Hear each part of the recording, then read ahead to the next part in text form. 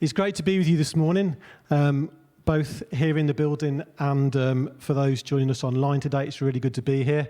For those of you who don't know me, I'm Pete, and I'm married to Lisa, who's sitting over there next to a bucket. Just replaced me very quickly.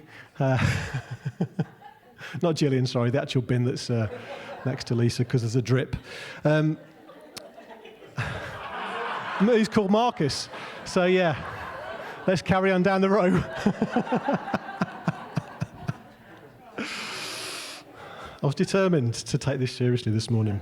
So myself and Lisa, along with our 4 kids, we are lucky that for the past 13 or so years to have called Life Church our home. And it's really wonderful to be here sharing with you this morning.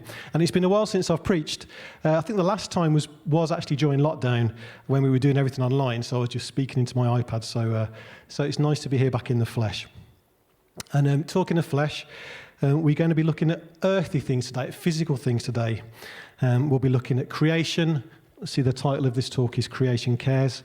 The physical world around us, and how we're encouraged to relate to it. And it's really funny this morning, isn't it, that just as like we come to talk about creation, we've got literally like a biblical deluge happening outside, although it seems to have calmed down now. Lisa, when I walked the last bit of the journey to church this morning, because Lisa was dropping our daughter Macy off to work in Fradley, and I got absolutely soaked. So I was thinking, thank you, creation. Thank you for caring for me. And now I'm speaking to you with damp jeans, so it's that which is always nice. So we're going to be talking about the physical world around us and our relationship with it, and how we're called to care for it as children of the Creator, just as it cares for us. How we're called to care for it as followers of Jesus Christ. And just in relation to Jesus, the opening verses of John's Gospel say that all things were made through Jesus, and without him, nothing was made, absolutely nothing was made that has been made. So as well as Jesus being the Son of Man who physically walked the earth 2,000 years ago, the Bible also talks about this cosmic Jesus, this cosmic Christ, who is the life force that has sustained the universe for 13.7 billion years. So there's been this love relationship, this life-giving, sustaining relationship between Jesus and creation going back billions and billions of years, including just the last few million years where there's been evidence of human life, which is where we come in. So I'm going to split this morning into 3 short chunks. I'm just going to share a few reflections on creation and our relationship with it and how God sees things. Then I'm going to ask Rebecca to come up onto the stage, and we're going to talk about how creation impacts her work in psychotherapy, which I think is probably going to be the best part of this talk, but we'll see. And then I'm just going to share a few closing thoughts on how we can take things forward. So, to start with, let's go right back to the first couple of chapters in the Bible, Genesis chapter 2. There's 2 creation stories at the start of Genesis. There's Genesis 1, and then it carries on with a sort of fresh creation story in Genesis 2, and they're both subtly different. This is a key verse in Genesis 2. The Lord took the man and put him in the Garden of Eden to work it and take care of it. Now, another Bible translation says that God put man in the garden to till it and to keep it. So we're told that Adam and Eve, man and woman, humankind, were given the job of taking care of the earth, of keeping the earth and protecting and preserving it, of helping it to flourish and nurturing it. Now, this verse is interesting because it's got a slightly different emphasis to the first creation story in the first chapter of creation, which is more often the one that we hear quoted. And in the first chapter of Genesis, which is not going to come up on the screen, humans are urged to subdue the earth and to rule over it or have dominion over it. And these verses in Genesis chapter 1 have been used to back up all types of plundering and pillaging of the earth in the years that have followed right up to the present day. And so the earth has been mistakenly seen as our property to rule, to dominate, to milk for all it's worth, to strip its resources and to plunder. But as the kinder words upon the screen from Genesis 2 confirm, this dominion-type language is a misreading of God's original and ongoing intention for humanity in both chapters of Genesis.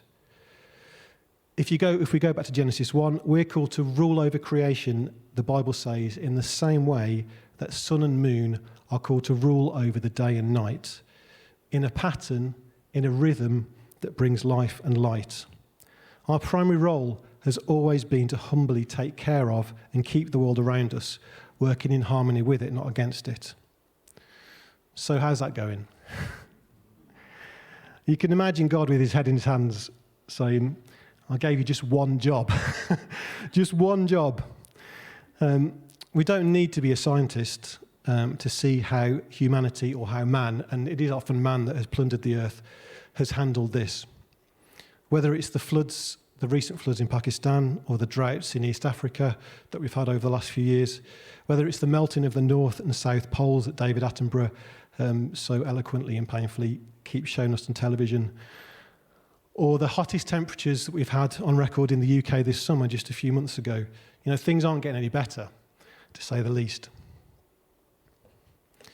The World Wildlife Fund said in 2020 in its Living Planet report that 68%, over two-thirds of the world's wildlife populations have declined just in my lifetime since the 1970s due to overconsumption, population growth, and intensive farming. And it concludes with these words: the findings are clear, our relationship with nature is broken. Now, scientists tell us that we are now in the Anthropocene age. That's Anthropocene, I probably said that wrong. But this age is the first age in the whole of human history, or the world's history, where human activity has become the dominant force in shaping the Earth's climate, stretching right back to the Industrial Revolution, and maybe before that, and then right back up to the present day today. Our relationship with nature is broken. I'm sorry if this isn't the motivational sermon that you expected on Sunday morning, but I'm just going to make things a little bit worse before they get better. So our relationship with nature is broken, but not all humans are equally responsible for the devastating forces that are shaping the Earth's present state. It's people like me that are disproportionately responsible for it. I mean, talking of overpopulation, I've produced 4 children, so that's one tick in the box. Well, with a bit of help from Lisa, obviously. And you know, most of us take basic things for granted, like flying on a plane for our holidays, but the majority of the world's population, around 80 to 90% of the world's population, have never even stepped on a plane. So I'm one of the 10% of people that have, just this summer for a holiday, in fact. And it's the people and communities who have caused the least damage to the planet in places like Pakistan and East Africa, who are the ones who are most likely to suffer from the damage that humans like me are causing. So that's pretty sobering news. And I don't think God wants us to put a silver cloud on that lining. I think he wants us to be aware of the impact that we are having on creation. But there's this great verse from Ecclesiastes chapter 1 in the Old Testament, which does bring some hope. It says, generations come and generations go, but the earth remains forever. Now, the earth is not going to collapse and pack up. It is remarkably resilient. The issue is that if things continue as they are, and we know this because we're told it repeatedly, it's just really hard to hear, the earth will no longer be able to support life, including human life, as it does now, as it has done for millions of years. And if I think about this too much, which I try not to, because of the implications it has for my life, I do find it quite heartbreaking, actually, that God has given us this creation, this gift to us, this world around us, to enable us to flourish and grow in partnership with it. But we, as humanity, seem determined to remove creation's capacity to support this flourishing of life as the Creator intended. And yet still the earth is remarkably resilient, and it keeps giving to us in love every single day. And so now I'm going to ask Rebecca just to come up, and we're going to share how she's experienced the way that the earth can care for us, that creation can care for us.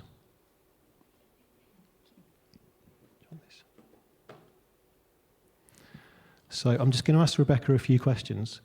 And if we can have the first slide, yes. So do you want to read that one out? Do you want to take this one? Sure.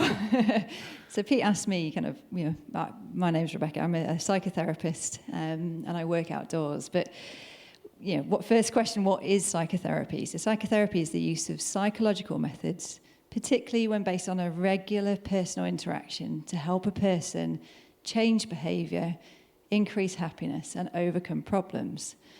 So it's about really helping somebody to unpick their history, unpick what patterns, influences in their lives have led them to the often quite destructive patterns of behaviour and thinking and feeling that are in their current, present form.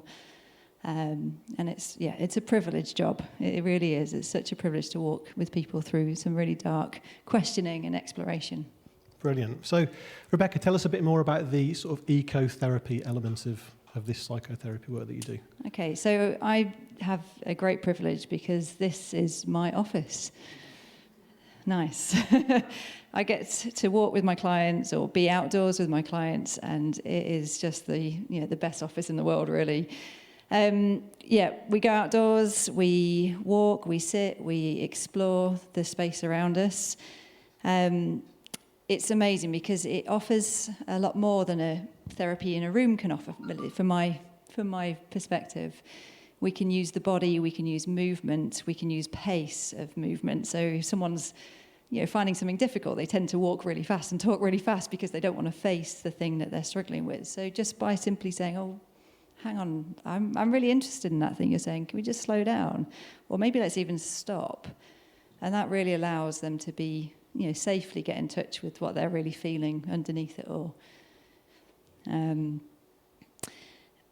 It is a beautiful space. You can see here, the day I went out this last week and took some photos, it was blue skies every day. But as you can see today, it's not always like that.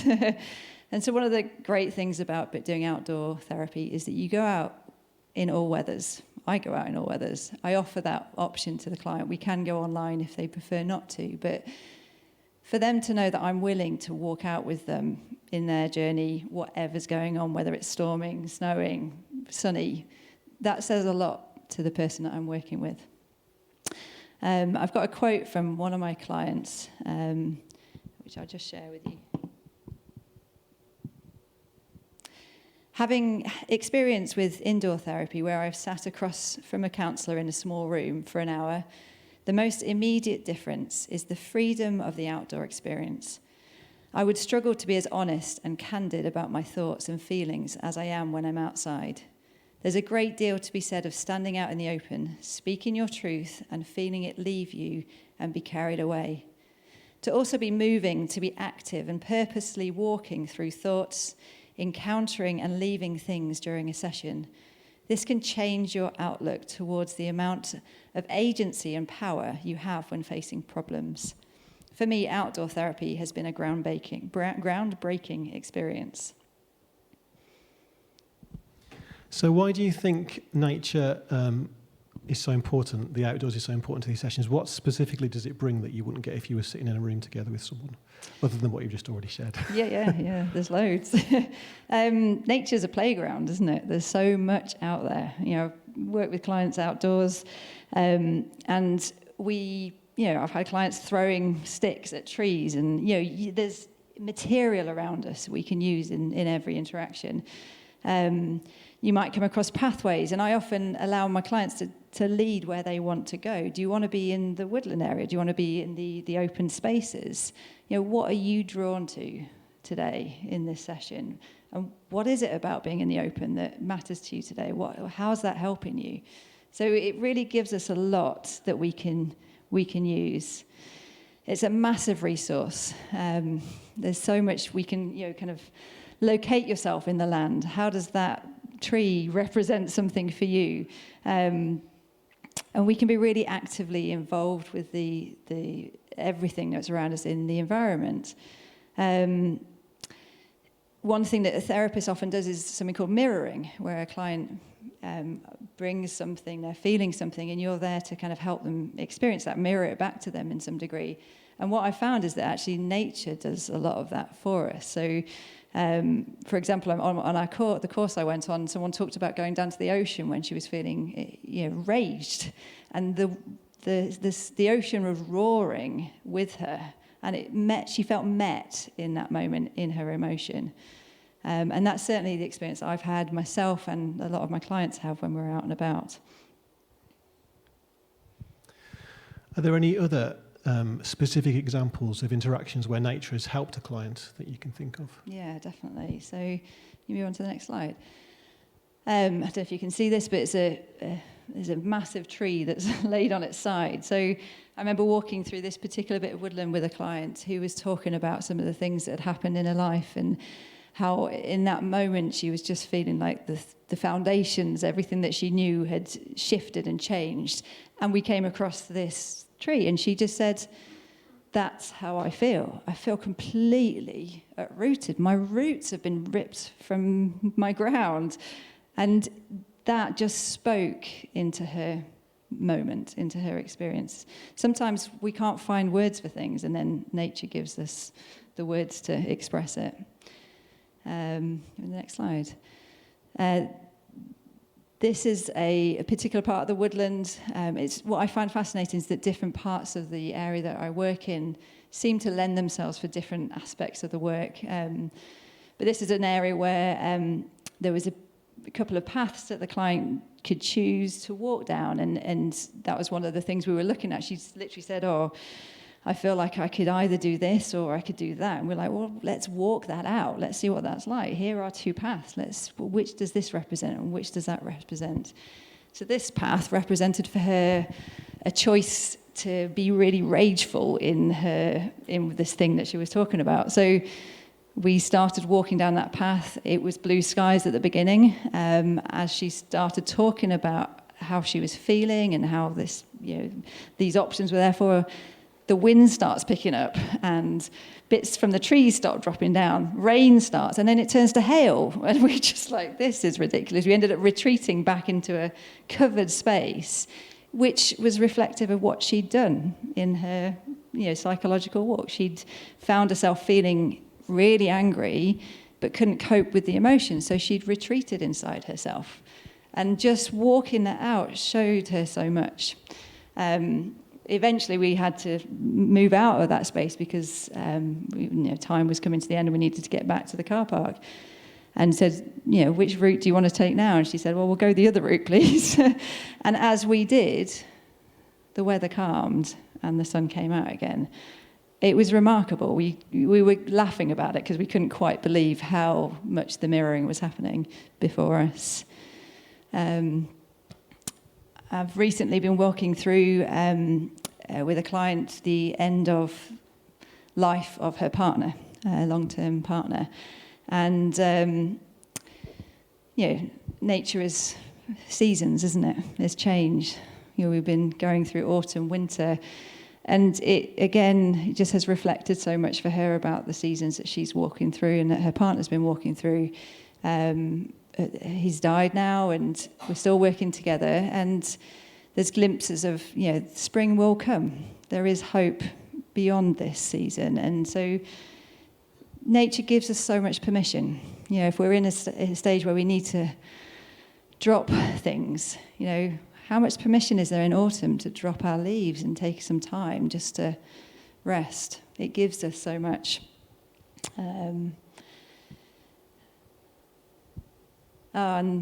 Beautiful beech tree. This really spoke to one client around them being very much the tree in their family, the solid one in their family, and not being able to have their own grief, their own emotion, because everybody else is leaning in on them. And we could literally go to this tree and lean on it. She felt what it was like just to lean and rest and experience what she needed to feel. And that just was a really significant moment for her.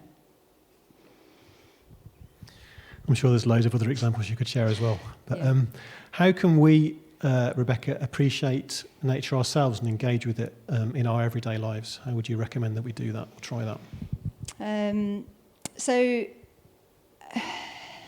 I love these two trees here. It speaks so much for me. I often go down this path. But the two trees kind of overlap and interact with each other. And the one thing I think I've gained from the course that I've been doing with this and my experience in it is that we are alongside nature. We are equal with nature. We are cared for by nature. What we've done over generations is get further and further away from it. We live in houses that keep us more and more protected from nature. We drive in cars. We're in, we're separate from. And I think we could look at the stats and the struggles, climate change, and be really frightened, couldn't we? And feel a duty and a guilt to do something, to act. But maybe instead of that, maybe we need to get amongst nature, be in nature, and develop a relationship with creation. And then from that space, think about how we care. And it's a relationship then. Nature cares for us, creation cares for us, and what can we give back? That's brilliant. And these woods are only a few miles from here, aren't they? So if anyone wants to go and explore them, then I'm sure Rebecca can tell you how to get there, but they're literally 2 or 3 miles away. So it's right. It is literally right on our doorsteps. Yeah, I mean, I recommend, this is a woodland trust area, and they've got woods all over the country. They're doing an active job to preserve spaces like this. So go on Google. If you're travelling, go on Google. Where's a woodland trust? And there's always somewhere you can go and walk and be in natural spaces. Brilliant. Thank you, Rebecca. That was really great. So I spoke a bit earlier before, Rebecca, about our God-given role to care for creation and how we as humankind have struggled to do that. And Rebecca's just shown us the other side of the coin, that how creation actually cares for us, even when we fail to care for it. And there's a famous verse in 1 John chapter 4 which says, "We love because God first loved us." We love because God first loved us. And as we open our eyes to see how creation, how nature, how the earth cares for us, how it sustains us, how God has ordained it to love us, this can spur us to love and care for creation in return. We can love it because it first loved us. This is a really good, if slightly long, quote from a couple of theologians. When we embrace creation, the poor, our enemies, strangers, foreigners, outcasts, and others, we desire justice for them. We welcome them without judging. We love our neighbours as ourselves. We reflect the justice, love, and hospitality of God. This hospitality leads us to desire and to work for the flourishing, well-being, and good of others. When we make plans, we usually consider those that we love. When I make plans to go on holiday or to cook a meal, I think about how this might affect my family. Will it give them food poisoning, etc., etc.? Will they like the place that we're going to go to? Will they like the meal that I'm going to prepare? Will it satisfy them? Will it be good for them? Will it be good for their health? This is normal and natural, and this is because I want the best most of the time for those that I love. And maybe we could begin to think like this with creation when we're making our daily plans.